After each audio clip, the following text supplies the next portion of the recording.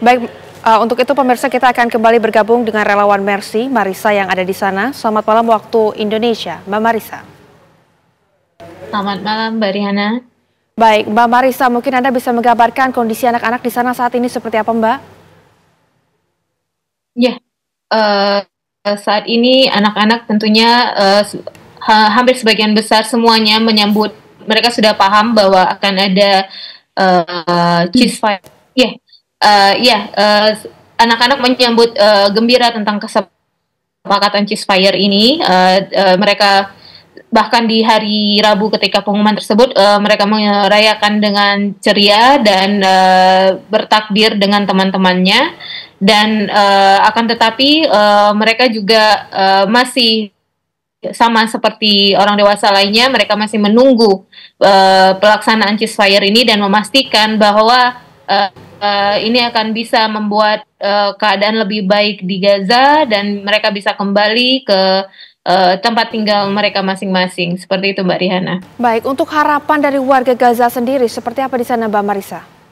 Ya, seperti yang kita ketahui 15 bulan warga Gaza hidup di tenda pengungsian di bawah ancaman serangan Israel dan kekurangan segala fasilitas, baik itu untuk kebutuhan hidup sehari-hari dan juga mereka bertahan dari musim dingin hingga musim panas hingga saat ini tentunya tidak mudah, dan bagi mereka ceasefire ini adalah harapan untuk kehidupan yang lebih baik ke depannya, sehingga mereka bisa kembali ke rumahnya masing-masing dan membangun kembali negara mereka, Palestina, Gaza, dan segala fasilitas infrastrukturnya.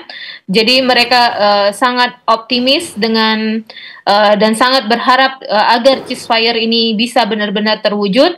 Tapi ya seperti yang saya bilang sebelumnya, mereka masih waspada. Hingga saat ini belum ada perayaan yang terlalu besar yang memastikan bahwa semuanya, karena mereka masih mau memastikan bahwa semua prosedur ceasefire ini berjalan dengan lancar, karena memang seperti yang kita ketahui yang dipaparkan tadi oleh Bapak Hizbullah bahwa ini akan bertahap. Di tahap pertama itu ada prosedur tertentu, yaitu pertukaran tawanan, masuknya bantuan kemanusiaan, dan baru di tahap kedua ada pembicaraan untuk permanent ceasefire. Jadi bagi mereka ini adalah harapan yang mereka sangat optimis akan terwujud, dan mereka berharap dukungan internasional juga memastikan bahwa gencatan senjata ini bisa berlangsung secara permanen. Baik, dari Mbak Marisa mungkin ini kita akan bertanya juga kepada Pak Hizbullah. Pak Hizbullah, ini seberapa persen begitu ya, seberapa besar persenannya bahwasannya gencatan senjata ini akan 100% nanti dilaksanakan dengan baik, Pak Hizbullah? Ya, saya rasa memang ini menjadi PR, menjadi tugas bagi masyarakat dunia, terutama para mediator, bagaimana gencatan senjata ini menjadi sukses. Tidak hanya tahapan 1, 2, dan 3, tapi menurut saya justru sukses dalam arti menyelesaikan inti persoalan. Apa itu inti persoalannya? Yaitu kemerdekaan Palestina yang bisa hidup secara damai berdampingan dengan Israel. Atau di dalam isu Palestina dikenal dengan solusi two-state solution. Saya rasa ini ujungnya harus ke sana. Kalau tidak ke sana, maka akan selalu ada kemungkinan bisa terjadi peristiwa-peristiwa seperti 7 Oktober 2023, karena memang apinya belum terselesaikan, ada penjajahan, maka akan ada reaksi. Dan harapannya mungkin semoga ini juga bisa menjadi cerminan bagi masyarakat dunia, belajar dari apa yang terjadi di Gaza dalam 15 bulan terakhir, di mana kalau saya ikutin media di Al Jazeera atau di Timur Tengah, ini kan salah satu yang membuat warga Palestina dan dunia Arab mungkin secara umum bersyukur, karena melihat apa yang dialami oleh warga Gaza dalam 15 bulan terakhir itu hal yang rasanya tidak sanggup ditanggung oleh bangsa-bangsa lain.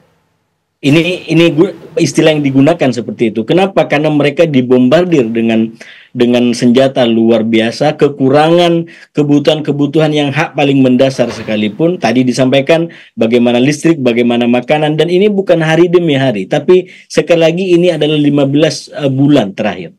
Dan Baik. sekali lagi itu konteksnya kenapa banyak aktivis, banyak tokoh lalu bersuara sekencang-kencangnya, termasuk di Amerika sendiri mengkritik pemerintahannya sendiri yang tidak tegas dari awal untuk bagaimana menghentikan Netanyahu. Walaupun sebenarnya secara politik saya juga sampaikan di forum yang lain, saya melihat Presiden Joe Biden mau tegas, tapi karena tersandra oleh kepentingan elektoral yang kemudian dimainkan dengan sangat baik oleh Netanyahu yang satu frekuensi, satu warna dengan Trump, dan akhirnya itu yang menjadi faktor dan salah satunya membuat Trump bisa menjadi pemimpin. Tapi kembali kepada apa yang harus dilakukan, menurut saya dengan belajar ketangguhan rakyat Gaza, maka mestinya terutama orang-orang yang membawa pikiran tentang one state solution, ingin memaksakan Israel yang berkuasa dan menguasai Palestina, menurut saya itu mestinya dikoreksi. Kenapa? Saya selalu sampaikan ini tentang perlawanan, ini tentang ide. Nah ini salah satu juga yang membuat Israel ramai sekarang ini dengan kritik-kritik yang tidak setuju dengan genjatan senjata, karena bagi mereka genjatan senjata ini dianggap sebagai sebuah kekalahan. Minimal itu disampaikan oleh Itamar dan Smotrich dari tokoh-tokoh kanannya. Ini dianggap sebagai kekalahan, menyerah kepada Hamas.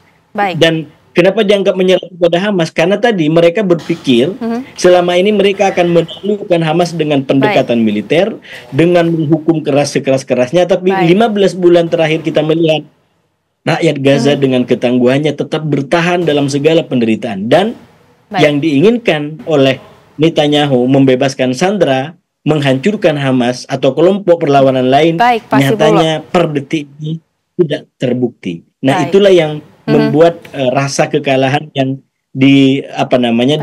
diratapi oleh sebagian politisi dan masyarakat di Israel sekarang.